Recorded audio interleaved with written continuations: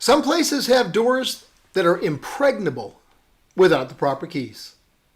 And sometimes one key is not enough. Hey, if a door needs 2 keys, you're going to need them both if you're going to get in.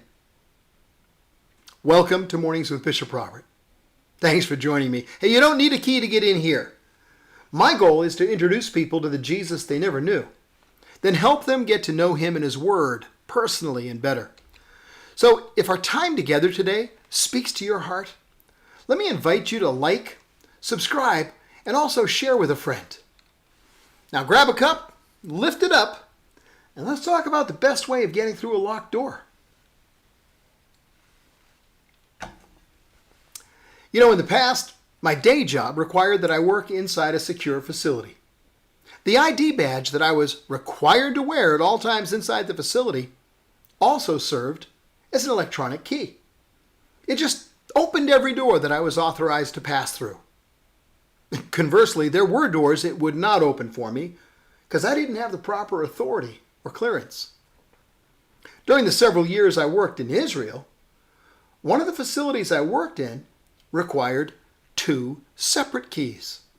Now, one of them was a physical metal key, albeit very different from any type of key I'd ever seen before. And the second key was an electronic key. Now, the procedure was to enter the location, take the elevator to the proper floor, and then use the keys in sequence. First, you needed to unlock the thick metal access door with the metal key.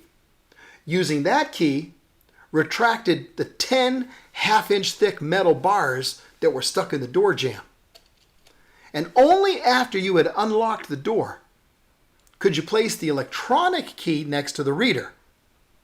And once the security indicator light turned green, you had about 7 seconds to open the door, pass through, and close it. The entire process was monitored by security cameras. And that was only the beginning. There were additional security requirements inside, including knowing a current password. And if I talk a whole lot more, I may end up starting a prison ministry that I have no intention of doing. So we'll just leave it at that. But if you think that sounds like a tough place to get into without the right key, hey friend, try getting into heaven without the key Jesus gives you. It'll make entering that Israeli facility look like a walk in the park. The beginning of knowing Jesus has 2 keys as well. And you know what? You need them both. Today's verse says, fear God and obey his commands. The first key is respect, which is an acknowledgement of his position and his authority. Some Bible translations call that the fear of the Lord. It's not talking about being afraid. It's talking about honoring and respecting. It's essential. Without it, you're not getting any farther. It's like the metal key that unlocked the 10 bars in the door. Now, there's many who respect Jesus. They say he's a good teacher or he was holy.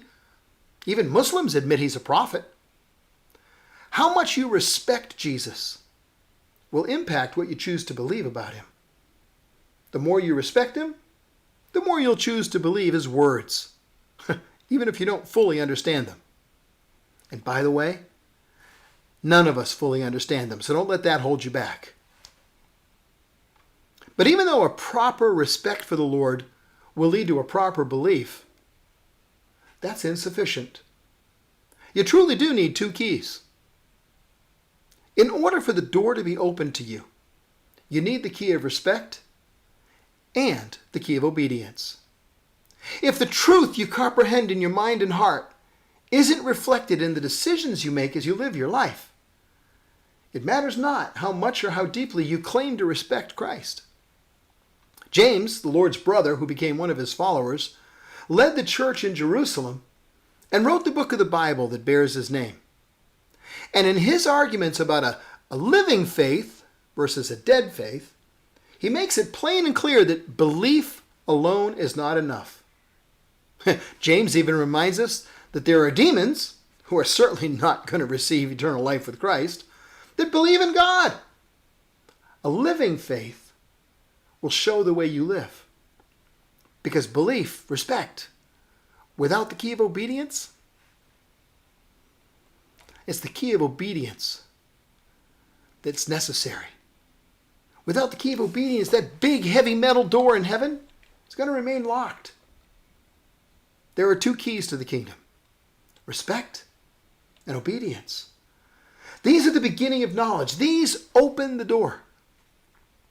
Just like that Israeli facility, once you're inside the kingdom, there's a lot more to learn and do.